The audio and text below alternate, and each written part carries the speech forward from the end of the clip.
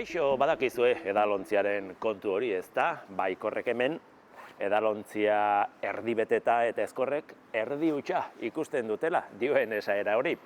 Gaur uraren kudeaketari buruz hitz egingo dugu. Etorkizunean urik izango dugun edo zenbat ur izango dugun jakin nahi dugu. Eta aurreikuspenak ez dira oso onak. Edalontzia hutsik egoteko arriskua erabat erreala da.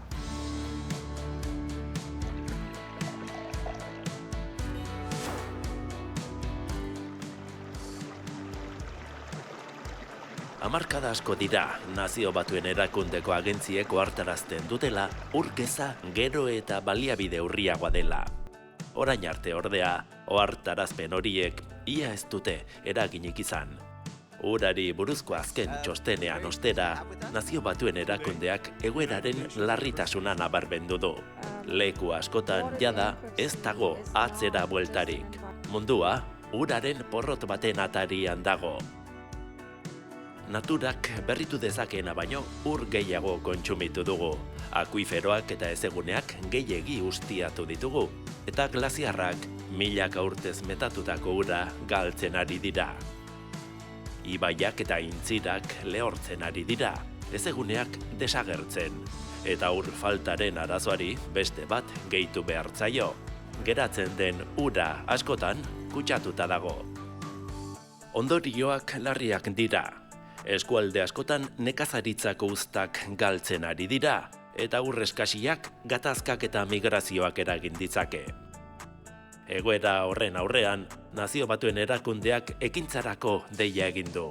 Krisiaren ideia albo batera utzi, ikuspegi aldatu eta uraren porrotak kudeatzen hasi behar da. Horrek esan nahi du, ur baliabideak eta eskaria orekatzea, herritar guztien eskubideak babestea eta bidezko trantsizioa egitea. Gai honi buruz hitz egiteko, Ane Zabaleta Lopetegi hidrologoarekin elkartu gara. Euskal Herriko Unibertsitateko irakasle honek uraren porrota ulertzeko gako nagusiak eman dizkigu. Eta gurean ere, egoera larri ezpada ere, ur baliabideak modu arduratsuan zaintzeko premia azpimarratu digu. Kaixo, Ane, euria ari du. Bai, Ura ari du. atzean, ez da? Hori da. Urari buruzko elkarrizketa bat. Atzean ura dugula, ezin hau ez da? Primeran. Tira, has gaitezen txostenari buruz hizketan, ez da? Txostenak dio mundua ur porrotaren aroan sartu dela. Zer esan nahi du horrek? Horrek esan nahi du, egin batean, ja uraren krisiari buruz hitz egitea zaharkituta geratu zaigula, ez? Txostenak esaten du, krisi bati buruz hitz egiten dugunean, hitz egiten ari garela, hasi eta bukatu egiten den zerbaiti buruz, ez? Ikusten dana da, hau ez dela zerbait denbora konkretu batean, baizik eta hamarkadetan zehar, gero eta ur gutxiago dagoela, eta iritsi dela momentu bat, non hasierako egoerara bueltatzea ezinezkoa den. Ez da baikortasun eta ezkortasun kontu bat, ez da? Errealismo hutsa eta gordina da. Errealismo kontu bat da, bai hori da. Eta hala adierazten dute, euskaraz porrota esaten dugun hori, bankarrota edo sistema ekonomikoarekin analogia bat egiten dute. Eta hor esaten dutena da, kapital hori galtzen ari garela, eta leku batzuetan galdu dela kapitala, zenbaki gorrietan gaude, baina zenbaki gorrietan egoteaz gain ez dago inor likideza eman aldigunik, ez da? Hemen bi kontzeptu sartzen dira, bata da insolbentziaren kontzeptua, kapital falta, eta bestea da atzera ezintasuna. Ekonomian datuak erabiltzen dira, ez da? Adierazleak frogatzeko porrota hor dagoela, ez da? Kasu honetan ere bai? Bai, hor ikusten dena alde batetik, ur sistema guztietan egoten dira neurketak, ez da? Ibaietan neurtzen dugu, zenbateko emari ateratzen den, urriturburuetan, eta hor badago jaitsiera bat, emarien jaitsiera bat, eta ur eskasia bat, datuetan kontatzen dena. Eta gero, atzera ezintasun horretan, bankuekin edo ekonomiaren simil horrekin jarraitzeko, hitz egiten du, lurgaineko gure urak izango balira bezala gure eguneroko kontu korrontea, gure gastuak ordaintzeko erabiltzen duguna, baina lan egonkor bat ez daukagunean, eta ez dakigunean, eta hori da euriekin gertatzen dana, zenbat diru sarrera eukiko dugun hilabetero edo urtero, komeni zaigu beti aurrezki kontutxo bat eukitzea. Eta kontu hori izango litzateke akuiferoena. Norena da erantzukizuna? Erantzukizuna, ur-porrotaren erantzukizuna gizakiona da guztiz. Eta ez dugun ahaztu behar klima aldaketarekin. Bi gauza desberdin dira. Klima aldaketak areagotuko du, baina ur-porrota azkenean lotuta dago daukagun baliabide horiek gainustiatzearekin. Jendak esango du, uraren zikloa eskolan ikasten dugun, denok ikasten dugun zerbait da, ura zirkulu bat egiten du, hasierara bueltatzen da, ez da evidentea. Ez da simplea, ez? Zikloa gehiago ulertu behar dugu, ura leku batetik bestera aldatzen da, ez? Batzuetan lurzoruan ura dago, noski itsasoan ura dago, atmosferan ura dago, baina ez dugu ulertu behar zirkulu bat izango balitz bezala, ez? Gora eta bera, ziklo txikiagoak eta handiagoak daude, lekukoagoak eta zabalagoak. Eta horrek zer esan nahi du? Leku konkretu batean lurruntzen den urak, ez duela zertan leku konkretu horretan erori behar, ez? Gatozen pixka bat gertuago gurean, ez da, gertuko ur sistemak ere ahultzen ari dira. Ezin dugu esan ur-porro batean gaudela, baina, beste leku batzuetan gertatzen ari den horrek, agian gure alarmak pixka bat piztu behar ditu, gauzak beste modu batera egiten hasteko, ez da? Ze datuak hor daude. Lurgaineko sistemek esaten digute, azkeneko 6-7 hamarkadetan, gero eta ur gutxiago dagoela gure ibaietan. Ikusiko dugu ibaiak lehen eratzeko proiektu bat, ikuste ezagun.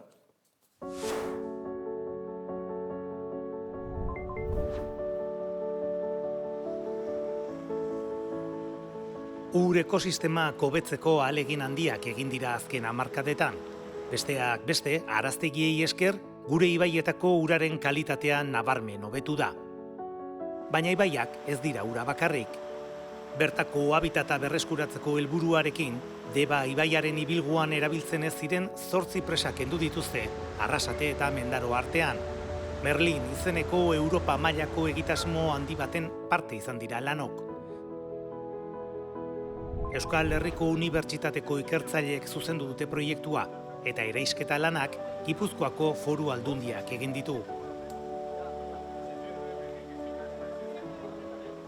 Presak usten ez badugu ere guztiz artifizialak dira eta guztiz habitat artifiziala sortzen dute. Habitat hori bertako espezientzat ez da ona, oztopo handiak dira espezie migratzaileentzat eta gero beste hainbat kalte sortzen dituzte, beste uholdeak handitu egin ditzakete presa txiki hauek.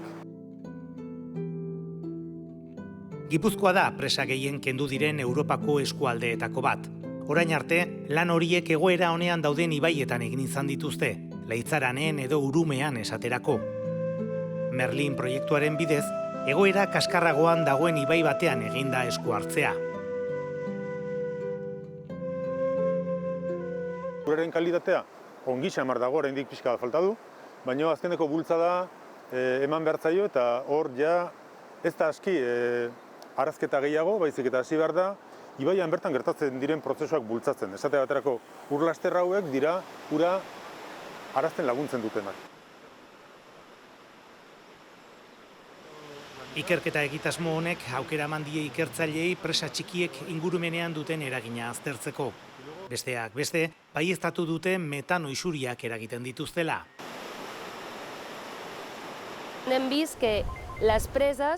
Ikusi dugu presetan metanoa sortzen dela, eta ur jauzian isuri egiten dela metanoa. Horrez gain, presak arrainentzat esi gaindiezinak dira, ibaien konektibitatea eteten duten paretak baitira. Hori da, behar bada, eragin nabarmenena. Presa botatzen dugunean, presa horrek esi edo oztopo izateari uzten dio. Eta beraz, arrainak berriz ere askatasunez mugi daitezke ibaian barrena, ibaiaren goialderaino. Presak kentzeak ibaien ekosistema hobetzen du, baina eragina ez da horretara mugatzen. eraisketak herriei ere mesede egiten die. Zientzialariek azaltzen dutenez, presek uholde arriskua handitzen dute, naiz eta askotan kontrakoa pentsatu. Presa, ibaian dagoenean, uraren oinarrizko maila igo egiten da. Eta beraz, etorrialdi bat dagoenean, emaria handitzen denean, uholde arriskua ere handitu egiten da, abia puntua altuagoa delako. Presa botatzen dugunean, uraren altuera hori txikitu egiten da. Ibaiaren berezko mailara jaisten da, eta uholde arriskua murrizten dugu.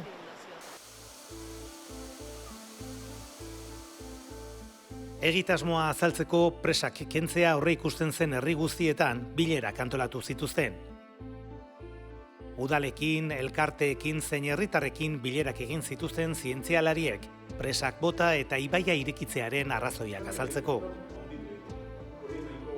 Harremana, kasu gehienetan, ona izan zen. Soraluzen ordea, zientzialarien argudio zientifikoak zalantzan jarri dituzte, eta pertsona gutxi batzuek laginketa lanak oztopatzeko ahaleginak ere egin dituzte. Hemen Soraluzen arazo batzuk izan ditugu, sortu da talde bat, presen alde eta sandakoa. Guztiz zilegi da, ez ordea izan duten jarrera. Iritsi dira eraso personaletara, gezurretan ari garela, datuak faltsifikatzen ari garela, gure ikerketa txarra dela edo diruagatik gaudela hemen eta hori zait iruditzen zilegi den. Guk lanean jarraituko dugu, ikertzen, ikerketa horren emaitzak kudeatzailei pasatzen dugu, kudeatzaileekin partekatzen, argi baitugu etorkizun jasangarri baterako ingurunea hobetzea ezinbestekoa dela. Soraluzen proiektua ez da osorik bete. Herri honetan 4 presa kentzea aurreikusten zen eta 2 besterik ez dituzte kendu. Kasu horietan, presen balio historikoa edo paisajistikoa lehenetsi da. Dena dela, Merlin proiektuaren balantze positiboa egiten dute bai zientzialariek, bai administrazioetako bazkideek, eta ekosisteman onurak nabaritzen hasi dira.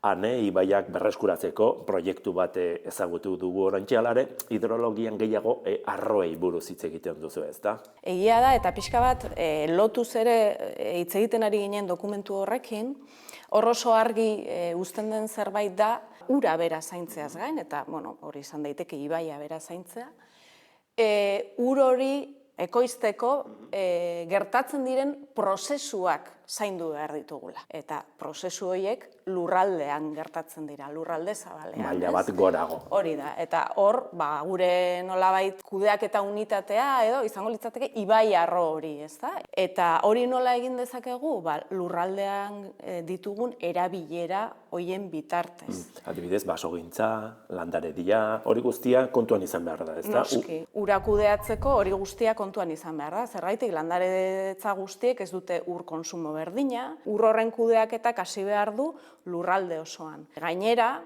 lurzoruaren gainean erortzen da ur hori, eta lurzorua zaintzen ez badugu, uraren banaketa egiten duen lehenengo kapa edo lehenengo zati hori galtzen dugu. Berez dira berdinak izango, Gipuzkoako arroak edo Bizkaikoak, Arabakoak, Nafarroakoak. Erabilera oso desberdinak ditugu, batez ere Kantauri isurialdea eta Mediterranear isurialdearen artean, eta presioak ere oso desberdinak dira, ezta? Uraren kudeaketa horretan, nolabait, asetu behar dira behar desberdinak. Elikadura behar bat dela eta elikadurak ura behar duela, ez? Ekonomia aurrera joateko ere, industria hor dago eta horrek ere ura behar du, ez? Orduan, ur beharrak hor daude, baina beti ere beharrak. Eta ez gehiegizko nahiak. Beharrei buruz ari gara izketan. Ez beharrekin lotura duen, ibai ekosistema osasuntxuek gizartearen oroar duten papera, ez da? Hori da, ahaztu egiten zaigun, batzuetan ahaztu egiten zaigun beharretako bat, ez? Eta ekosistemek ere ura behar dute, eta ibai ekosistemak ura behar du, eta ez badauka urik ez da ibaia. Gainera badago hor, Europako arteztarau bat, behartu egiten gaituena gure ur ekosistema horiek zaintzen eta uraren parte bat uzten ekosistema horientzat, ez? Orduan, helburu desberdinak daude, eta ur eskasia iristen denean gatazka sortzen da helburu horien artean. Orduan, lehentasunak ezarri behar dira. Eta ekosistemak zaintzen ez baditugu, horiek degradatuz badoaz, etorkizunean arazoak izan ditzakegu, ez? Ur porrotera iristeraino.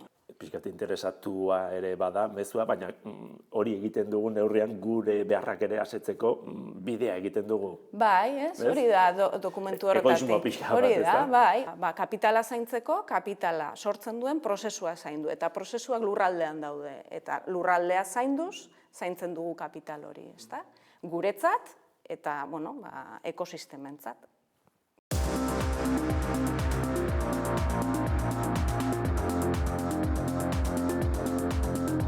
Artikutza da Iberiar penintsulan euri gehien egiten duen lekua?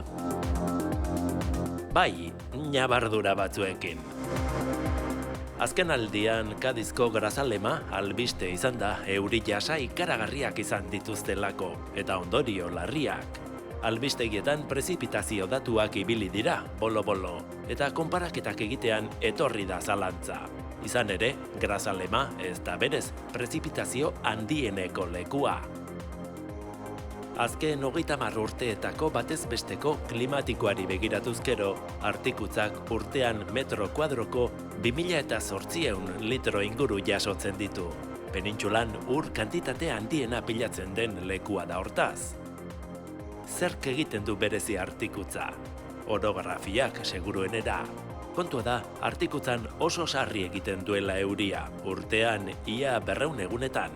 Azken urteetan, Akuruñako zenbait udalerritan prezipitazio datu oso altuak erregistratu dituzten arren, Artikutzako batez bestekoak irabazle izaten jarraitzen du.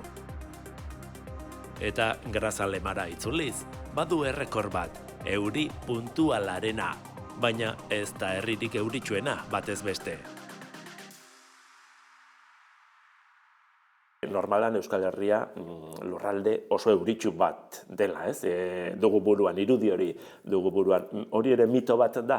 Ez, euria egiten du. Urte batzuetan gehiago, beste batzuetan gutxiago, hori aldakortasun naturalaren barruan dago. Baina egia da, sistemen gain ustiatze honetaz gain, hor dagoela klima aldaketa, ez? Eta klima aldaketak gauzak zaildu egingo ditu. Eta klima aldaketak dakarren kontuetako bat, agian ez da euri gutxiago egitea. Ez daukagu hain garbi zer gertatuko den euriarekin hemen, beste leku batzuetan bai, baina hemen. Baina bai, euri horren banaketa urtean zehar. Eta ikusten ari dena da, momentu batzuetan euri asko egiten duela, eta beste momentu batzuetan denbora luzez euri oso gutxi egiten duela. Eta asko lotzen dugu uraren erabilgarritasuna edo ura eukitzea ibaietan euria egitearekin. Baina ez dugu hain erraz lotzen temperaturarekin. Eta klima aldaketak dakarren gauzetako garrantzitsuenetako bat da temperaturaren igoera. Eta temperaturaren igoerak eragina handia dauka ibaietan izango dugun ur kantitatearekin. Zenbat eta temperatura altuagoa, gehiago izerditzen dugu lurrundu egingo da ura. Eta gehiago izerditzen du lurraldeak, ezta? Orduan, ur gehiago lurrunduko da.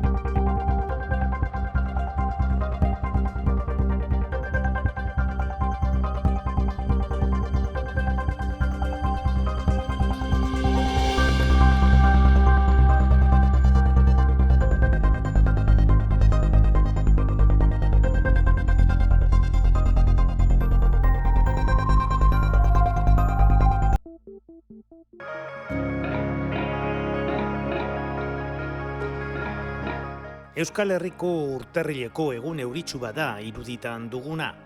Garaian garaiko eguraldia esan dezakegu. Euri giroa gure klimaren ezaugarrietako bat delako. Aurtengo urtarrila eta otsaila hilabete ezeak izan dira, baina oro har ohiko balioetatik gertu ibili dira. Degarria izan dena penintsulan gertatutakoa da.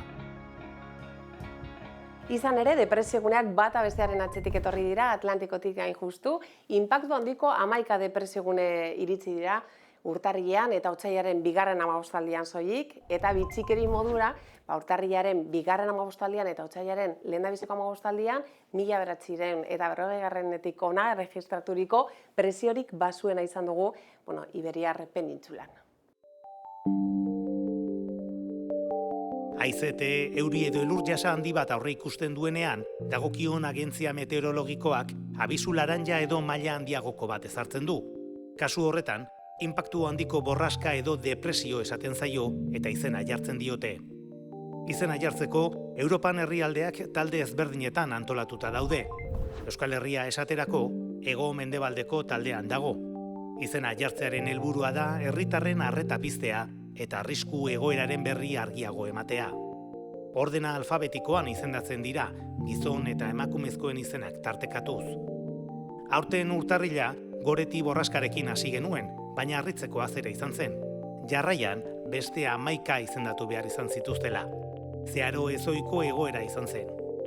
Borraska horien arrazoia ulertzeko faktore ezberdinak izan behar dira kontuan. Alde batetik, jet korrontea dugu Goi Geruzetan, autobide moduko bada, 9 edo 12 kilometrotan kokatuta dago, eta mendebaletik dator, eta 300 kilometroduko abiadurekin doa. Aurten ez gertatu da, hori baino zertzait berago kokatu da, eta horrezegatik sortzen dira borraskak eta aire hotza berago etorri da. Eta bestetik, antizikloia aurten oso behan kokatu da, haizeak mendebaletik etorri da, edo hego-mendebaletik etorri da, eta Atlantikoa zeharkatu du haize horrek, eta hezetasun handia hartu du. Hezetasun horrek euri asko ekarri du, eta beraz, bi faktori horiek elkartuta ulertzen da, borraskak bata bestearen atzetik iritsi izana. Eguraldiaren iragarpena egiten dutenean, adituek antizikloiak, borraskak eta fronteak kontutan izaten dituzte. Baina ikusi dugun moduan, meteorologia ondo ulertzeko atmosferaren dinamika ezagutu behar dute. Aire masa ezberdinak gure atmosferan nola mugitzen diren jakin behar dute. Esate baterako, bortize polarra. Bortize polarra berriz, 15 edo 50 kilometrotara dago. Oso Goi Geruzetan. Aire oso hotza da, Artikoa inguratzen du, baina ze gertatzen da ahultzen denean. Bortize polarra ahultzen denean, hotz hori, zurrunbilo horretatik ihes egiten du, hegoaldera kokatuz, eta horrek eragin zuzena du baita ere jet streamean. Bortize polarrak, jet stream edo jet korrontean eragitean, eguraldi aldaketak gertatzen dira. Baina larrialdi klimatikoari ere erreparatu behar zaio, atmosferako aire masen ezoiko aldaketak ulertzeko. Azken urteetako klimatxostenak kontutan hartzen badira, ondorioak nahiko esanguratsuak dira. Datuen arabera, 1950etik ona, esan daiteke, euriaren intentsitatea 130 edo 150 handitu egin dela. Eta, ziurgabetasuna nahiko handia da, baina esan daiteke, evidentziak daude, klima aldaketarekin batera, euri egoerak edo muturreko egoerak areagotu egingo direla. Hau ez da prezipitazioekin edo euriarekin bakarrik gertatzen.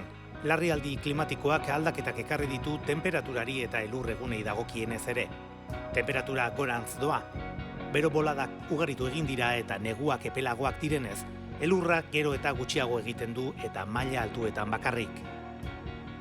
Adituek behin eta berriz diote, kliman eragiten ari garen inpaktuak ez badira murrizten, ziurgabetasun egoerak handitu egingo direla.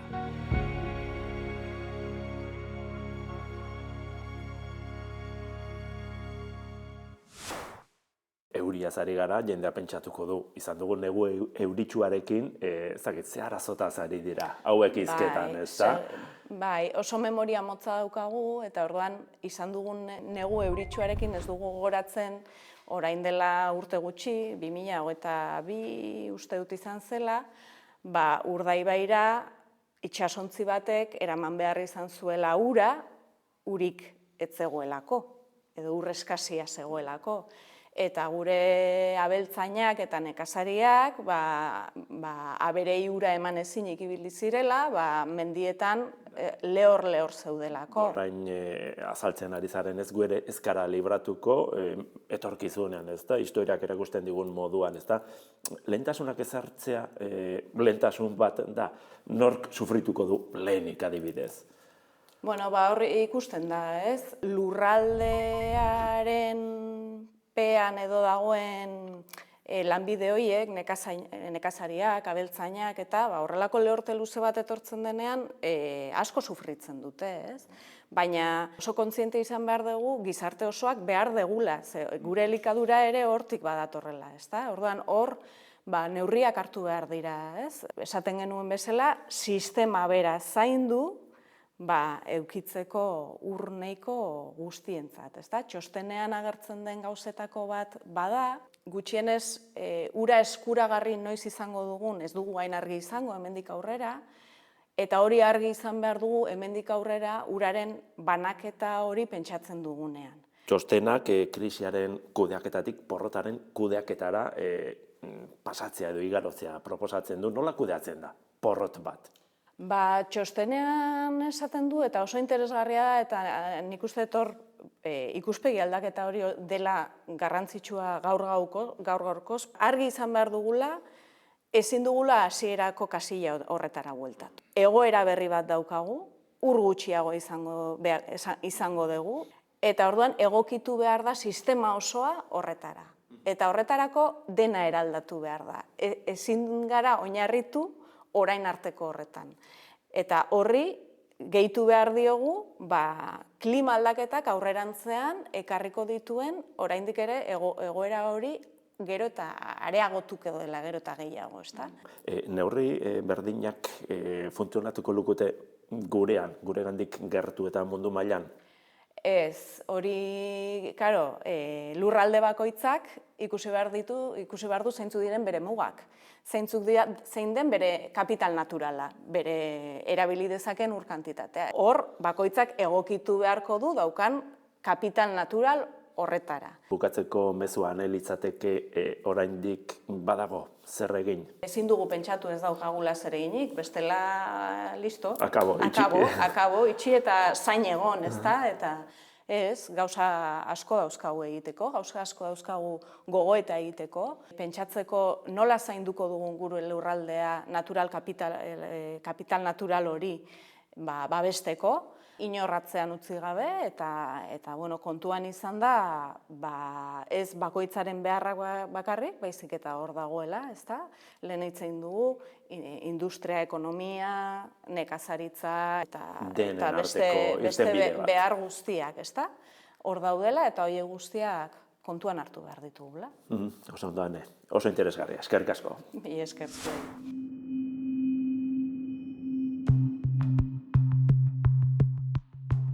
Zer koloretakoa da gure etorkizun hidrikoa? Webgune honek erakusten duenaren arabera, iluna. Munduko Baliabideen Institutua izeneko gobernuz kanpoko erakunde batek sarean duen plataforma bat da hau. Estres hidrikoa, prezipitazioen zenbatekoa, ur eskaria eta uraren kalitateari buruzko mundu osoko datuak ematen ditu. Agertzen den kolorea zenbat eta ilunagoa, orduan eta arrisku hidriko handiagoa toki horretan. Etorkizunean egoera nolakoa izango den ere aurre ikusi daiteke, baina kolore ilunak dira nagusi emaitza guztietan. Ez du itxura honik ez, baina alarmismoan erori gabe, pentsa informazio hau gelditzen den ura zaindu eta hobeto administratzeko politika berrien abiapuntua izan daitekela. Datorren astera arte, agur!